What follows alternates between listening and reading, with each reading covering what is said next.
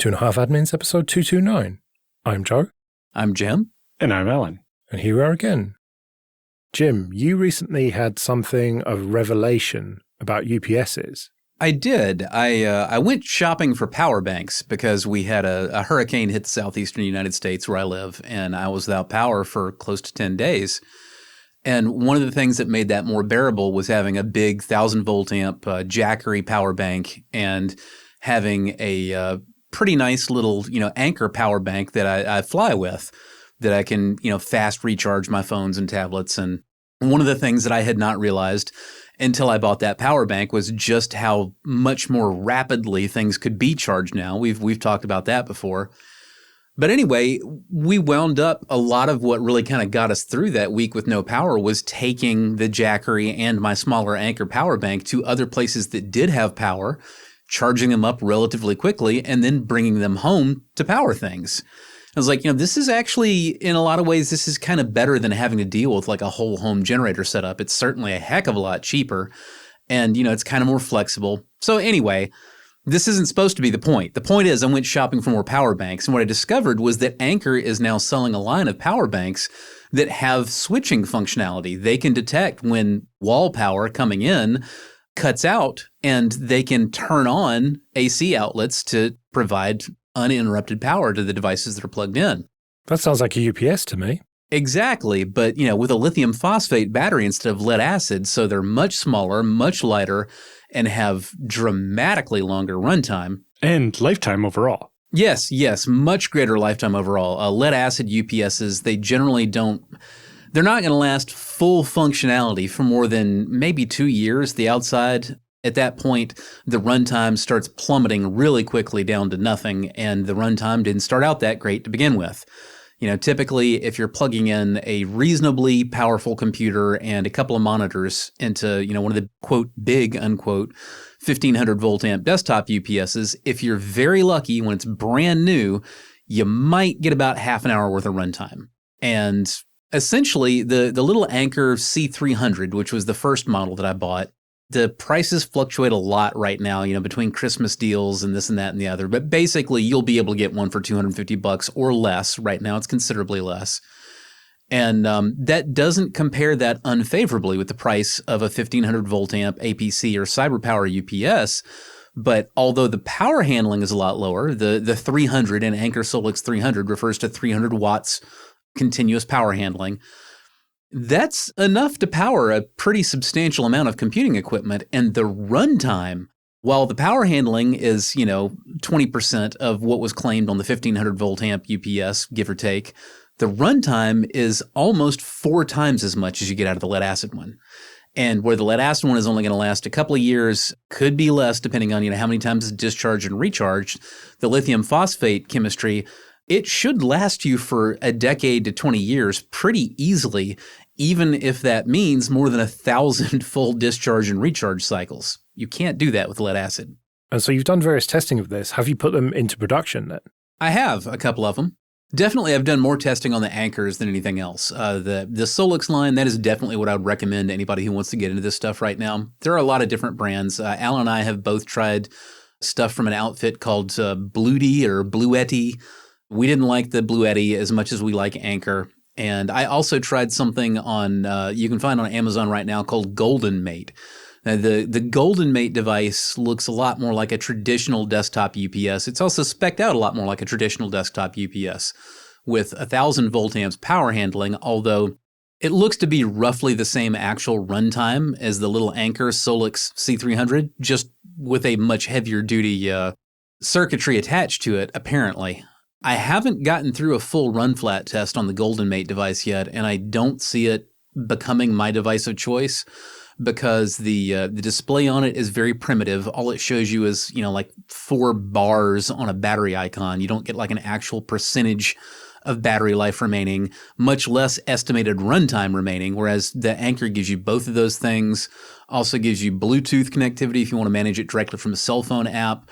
Via the Bluetooth app, you can connect it to Wi-Fi so that you can, connect to it directly over your LAN or your wireless LAN, which that in turn should open up possibilities, although neither Allan nor I have gotten to that phase yet. That should open up possibilities to do, more of the standard type of automation you would expect with that kind of communication interface with a traditional UPS, like setting something up to automatically shut down connected hardware, all that kind of thing. Now, that's not something you can easily do right out of the box. I don't want anybody to misunderstand. What we're saying is, if you've got a tinkering mindset and a burning desire, you absolutely should be able to do that for yourself as a project. Yeah, I think the thing that attracted me most to these was the fact that the lithium iron phosphate batteries are going to last like 10 years. Whereas my current UPSs, I'm replacing the battery at least every 2 years. And the battery is like 80% of the cost of the machine. And these Anker and Bluetti and so on devices are in mostly the same price range, maybe a little bit more, but knowing that they're going to last 5 times as long and they have that much more runtime as well means it really starts to not make sense to go with the traditional UPS. I think my biggest complaint so far with the Bluetti is the switchover time is not as fast as the UPS, although the computer didn't seem to mind. It was interesting to plug the UPS into the Bluetti, and then when it switches over, you can hear the UPS take over for a split second, but then be like, oh no, the line voltage is fine. But, it was a fraction of a second there where it was enough for the UPS to detect that power was lost, but when the computer running off of it didn't really notice. But my biggest problem with the Bluetti was that basically when drawing 80 or 90 watts through it of the 300 or 500 that the model I had could do, the fan basically came on constantly. So when I first plugged it in, the fan came on a bit. I'm like, oh, it's charging. That makes sense. Then when it was at 100% charge, the fan goes off. I plugged the computer into it, just bypassing, not actually really using the battery, and the fan comes on, and I realized that, that fan's now running 24/7. It ran all night and never actually clicked off once. I'm like, okay, that is maybe a little problematic. I understand why. Basically, it's using its inverter, taking the 120 volts out of the wall, converting it to DC, and then converting it back to AC to feed it into my computer. And we'll be able to switch over to pulling DC from the battery if it needs to. But it doesn't. But it means that inverter is getting warm, even running at 100 watts, and causes it to run this fan all the time. So instead of replacing the UPS at my desk where I'm sitting right now recording the show, it is running in my laundry room, backing up the core of my network, my PoE switch and my Wi-Fi and my cable modem and my DSL modem and so on. And it works quite well there. I did have to use the Bluetooth app and convince it to stop turning off its DC power for the USB ports that are running my little Ripe Atlas connection monitoring tool and another little device that are plugged in over USB to the front of the Bluetti device, and basically tell it that, even though there's only like 0.5 watts being drawn, keep the inverter on and don't turn it off. That's a load-bearing half a watt. Yeah. In this case, this is monitoring my internet connections to make sure they're working and earning me points I can use to monitor the rest of the internet. But other than the fan, it was kind of okay. But I like the Anker software better, and just the build quality seems to be nicer, and the control interfaces and so on. In my testing, even just the vampire power draw from a powered off LED monitor was enough to make the Bluetti turn its fans on once an hour, every hour for, a couple of minutes. And the fans, they're not like super loud and obnoxious, but they're definitely loud enough that, you're like, why did this fan just kick on, 10 feet behind my head? And it just, nope, don't like it. Do not like it. For me personally, I would be able to tolerate that in a server room, but, attached to somebody's workstation, it would drive me bananas and I wouldn't subject a client to that. I don't have any such drawback with the Anker. The Anker Solix stuff, I'd never hear a fan come on at all with those things unless you're discharging, serious amounts of power. If you're discharging a few hundred watts, then yeah, a fan will kick on while you're doing that, but you're not talking about while you're running off of wall power. You're talking about while it's actually on the battery, and if it's consuming a significant amount of that battery's power, it turns on a fan.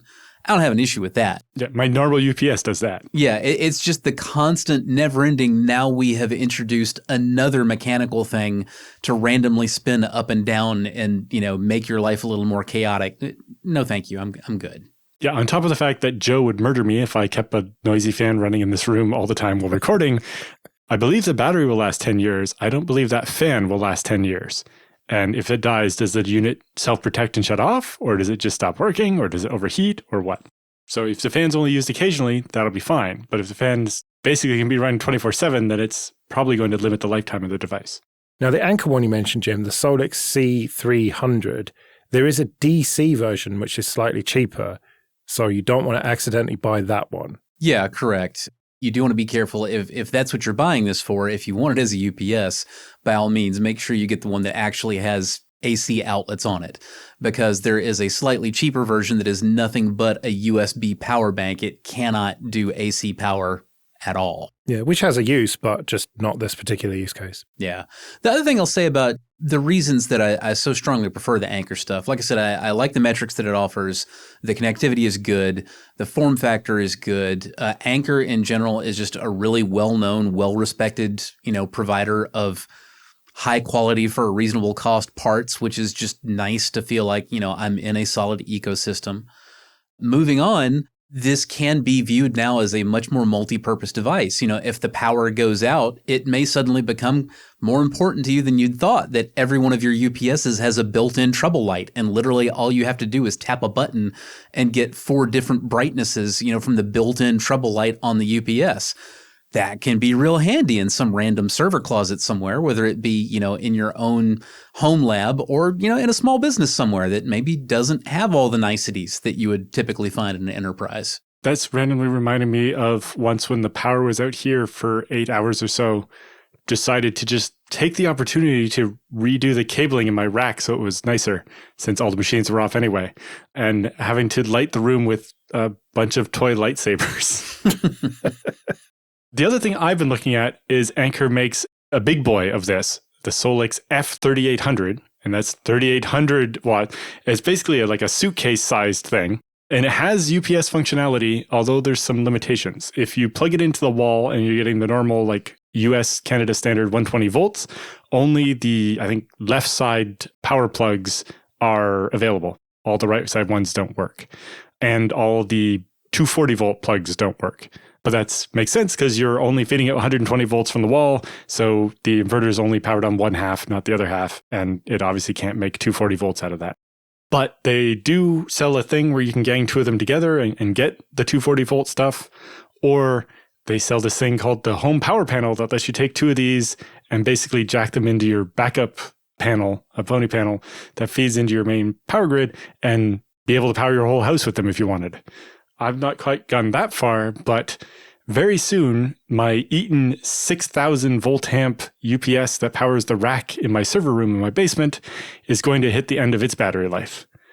And I'm leaning pretty far towards going lithium phosphate battery rather than lead acid in the future. And I don't know, these Anker units seem to be in the lead for my Christmas list. I'm looking on Amazon now, £2,700 for one of them. Yeah, it's on sale for $2,600 US on the US site right now. Right, and that's competitive with what you're replacing then? Yeah, I think the thing I replaced it with was $6,000. Right. Without the added extra battery.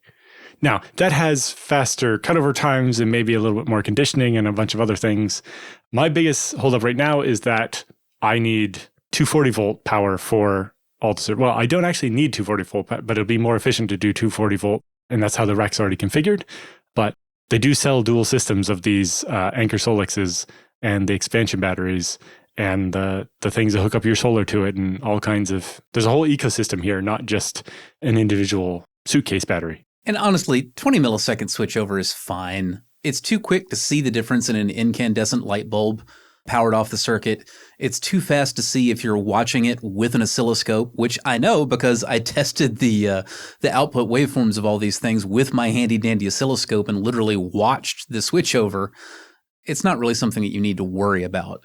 Honestly, if you had equipment that you really needed to worry about how clean the power was to that degree, you should have that equipment behind a line conditioner of its own, regardless of the UPS, because it's just, you need more than what's being offered here.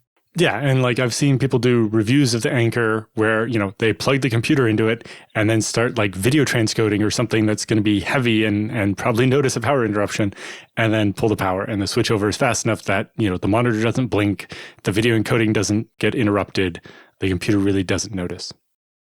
Okay, this episode is sponsored by people who support us with PayPal and Patreon. Go to 2.5admins.com/support for details of how you can support us too. Patreon supporters have the option to listen to episodes without ads like this. And it's not just this show. There's Late Night Linux for news, discoveries, audience input, and misanthropy. Linux Matters for upbeat family-friendly adventures. Linux After Dark for silly challenges and philosophical debates. Linux Dev Time about developing with and for Linux. Hybrid Cloud Show for everything public and private cloud. And Ask the Hosts for off-topic questions from you. You can even get some episodes a bit early. We've got a lot going on, and it's only possible because of the people who support us. So if you like what we do and can afford it, it would be great if you could support us too at 2.5admins.com/support. A few months ago, I brought up something of a philosophical question, and that was I took a photo of a cat and I wondered how long that photo would exist. And we kind of got into having to look after the backups of it and everything. But that kind of led me down another path, and that was a question of, is it possible to completely delete something? And what got me thinking about that was another photo I took of my friend who did not like that photo and asked me to delete it. And so I did. I deleted it from my phone and from all my backups, I thought.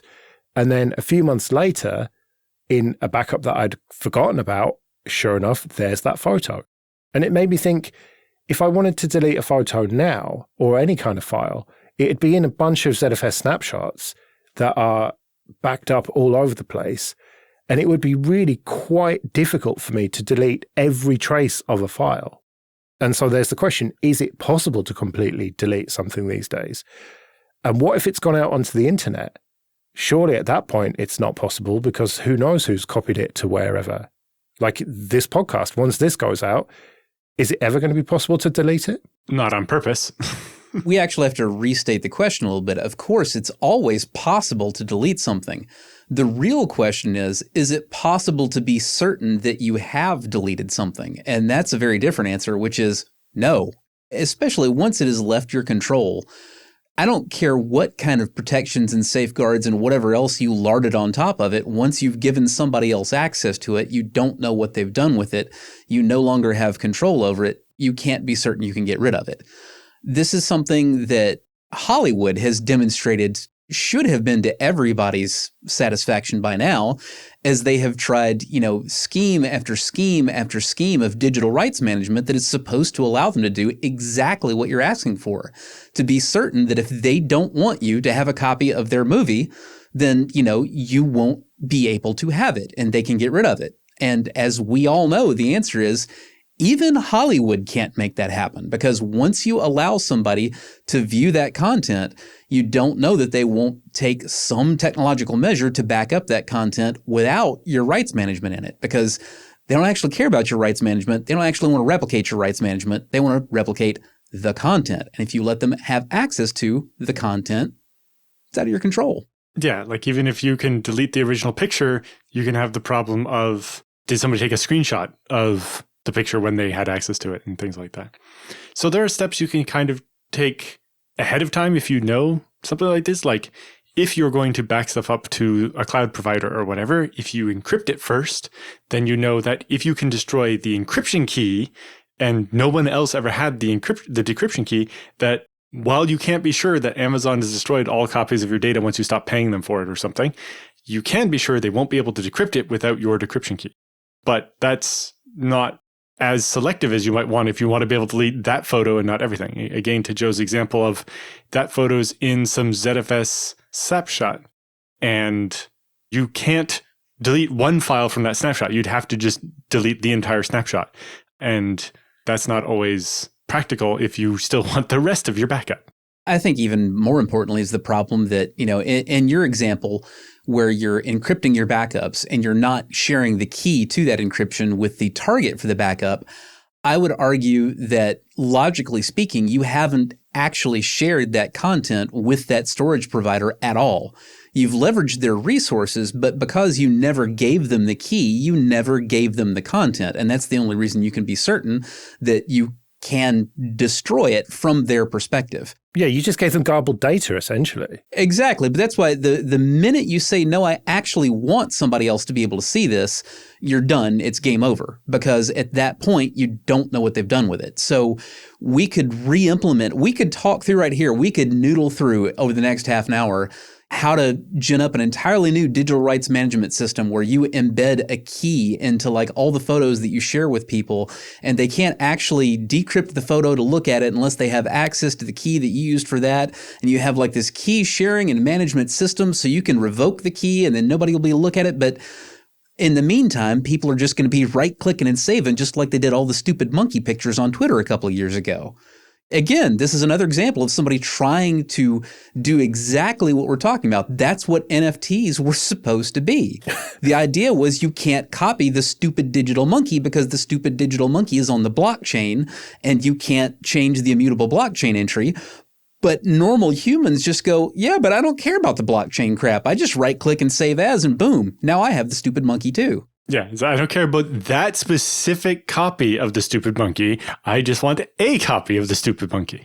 Yeah, and you talked about the screenshot thing as well. Like, it's not going to be quite as good quality or whatever, but it's still essentially the same image. Right. It's generally the problem with any kind of secret disappearing chat or anything like that that tries to solve this problem is that, oh, even if the app disables you from taking a screenshot, you can usually override that. And if not, I'll just take a picture of my phone with another phone. Yeah. Or say you have some digital audio that you're streaming to me and that's digital rights management on it. I can just plug a headphone jack in or a dongle or whatever and take an analog recording of that and then re-encode it. Yeah, it's not going to be quite the same quality, but I'm still going to be able to listen to that audiobook or that song or whatever. And there are always better lower noise ways to work around the DRM stuff. This is basically just the point of like, even without any technical sophistication, whatever, even just at the Stone Axe simplicity level, yeah, you can copy that. 13-year-olds using Snapchat have long since figured out that, yeah, you take another phone and you take video of the phone that's playing the Snapchat stream, that the person who's doing something inadvisable is banking on Snapchat having deleted within 24 hours before they go back to school. And nope, now it turns out that, just the kid aiming one phone at another phone, like that quality was good enough that, well, everybody at school is still going to see that thing you did on that Snapchat stream, and you're still going to regret it, and you're still not going to enjoy conversations you're having with parents and teachers. Yeah, and how many times have we seen CCTV footage just recorded off a monitor? You might not have access to get the digital file, but if you've got a phone and you can see the screen, then you can record the event that took place. Yep. Absolutely. So what about deleting just from your own backups? Is it just because my backups are not organized enough that I managed to miss a copy of it? You're an agent of chaos, and therefore there is an element of chaos in your storage, and you get chaotic results when you try to delete things. But if I asked you to delete a photo, say, or a file, let's say a text file or whatever, that was somewhere in your backups, would you be able to do it? I mean, yes, we'd all be able to do it in theory. The trade-off would be I would have to destroy the entire backup of all backups before that date, or between the date when the file was created and the date when the file was deleted. And I might be quite unwilling to do that because I need the backups of every other file. So for me, the way that would work is you would be like, hey, I need you to delete that. I need to be like it never existed. But like, I'm just asking you this as a friend that wants this thing gone. Like there's, I can't attach a monetary value to this or, blah, blah, blah. My answer is going to be, okay, well, I'll delete it immediately, but I know exactly how long it will be before the last copy is gone because I'm going to let those snapshots age out in my system. And as it turns out, then that means that, you're going to be waiting 90 days. And I know exactly which machines it'll be on for the longest and when it will drop off. But like Allan was saying, I'm not going to go and like wreck my backup cycle for you. You're just going to have to wait for it to age out. But I do know when it will age out and that it will age out because there isn't any chaos in my backup system. It's all defined by policy and scripted and automated and monitored. And I know exactly where the data goes and when. And so what, nothing ever ends up on a flash drive or whatever randomly? I don't really use flash drives for anything other than like dropping an operating system installer on. That's just not really how I manage data. Yeah, I don't copy random files to USB drives, even hard drives and so on. Everything goes on the server, and then that server gets backed up to the other server kind of thing. Like, not so much for the reason to be managing the backups, but when I'm looking for a file, I know it's going to be in this exact one place, and if it's not there, then the backup is over here. Not that, oh, it's on one of 7 drives somewhere on my desk. That would not make me happy.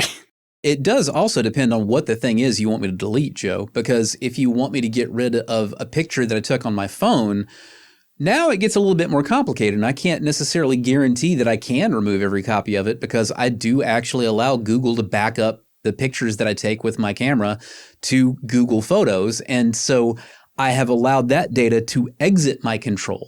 And I can't tell you for certain that all copies are gone or not gone because, again, that part's out of my control. Let's do some free consulting then. But first, just a quick thank you to everyone who supports us with PayPal and Patreon. We really do appreciate that. And if you want to send any questions for Jim and Allan or your feedback, you can email show@2.5admins.com. Martin writes, I run Linux in my office, which works great. I need to run one application on a Windows box. It connects via Bluetooth to some measuring equipment. Since I'm not a particular fan of Windows, I would like to run it in a VM. My Ubuntu server has a Bluetooth adapter on board, which is well within Bluetooth range of the equipment. Is running Windows 11 in a VM reliable, especially the Bluetooth pass-through? Running Windows 11 in a VM will be perfectly reliable. That won't be a problem. The Bluetooth pass-through, the biggest thing is basically going to be whether you can do the pass-through or not. Oftentimes with ports that are built in to the device, like the USB ports and the Bluetooth and things like that, they're often part of a hybrid or multiplex device. So the way PCIe pass-through for VMs works is you can pass through an entire device from PCI into the VM. But if the onboard port and the Bluetooth controller you're using are kind of bundled as part of something, you won't be able to split it up first. So oftentimes the Bluetooth is part of the Wi-Fi chip. And you're probably not going to want to PCI pass through the Wi-Fi from your Linux machine into the Windows VM because then you're not going to have an internet connection on your laptop or desktop machine here. So if you can get it to pass through, then it'll probably work just fine. But for built-in devices, sometimes it's just not that practical. But there's a solution, which is getting the device you want to pass through as a separate controller card. So if you want to pass through some USB ports, you can get a little PCIe USB controller card. Or in this case, Bluetooth. If you get a separate Bluetooth device that plugs into PCIe, you'll be able to pass that through into the VM and have it work. Whereas if it's, like I said, bundled as part of the Wi-Fi chip in your desktop machine that you're trying to do this on, it might not be possible to pass through the Bluetooth and not the Wi-Fi and so on. The other thing that's probably worth mentioning here, since you were asking specifically about running Windows 11 in a VM, Windows 11 is a little bit more challenging to get right than Windows 10 and earlier versions were. In particular, you must use UEFI firmware, UEFI. If you're virtualizing Windows 11, it will not boot off of a BIOS firmware virtual machine, which can be very frustrating and very confusing because the Windows 11 installer will boot on a BIOS firmware VM just fine, and it will go through the entire installation process, but then the virtual machine won't actually run after the installation is done. So be sure to use UEFI firmware. You will need to be sure that you are passing through a TPM of some kind to the virtual machine, whether that's a software TPM. Those do work fine. You can set those up on the host machine and pass those through. Or if the host machine has a hardware TPM, that can also be passed down to VMs. But you will, at a minimum, need working TPM version 2.0 and UEFI firmware in your Windows 11 virtual machine. Why do I get the feeling that you learned that thing about the UEFI firmware the hard way, Jim? Probably because I was still working for ours when Windows 11 came out, and the first thing I was trying to do is be one of the first people on the freaking planet to get it running in a virtual machine under KVM. Right, well, we better get out of here then. Remember, show@2.5admins.com if you want to send any questions or your feedback. You can find me at joerest.com/mastodon. You can find me at mercenarysysadmin.com. And I'm at Allan Jude. We'll see you next week.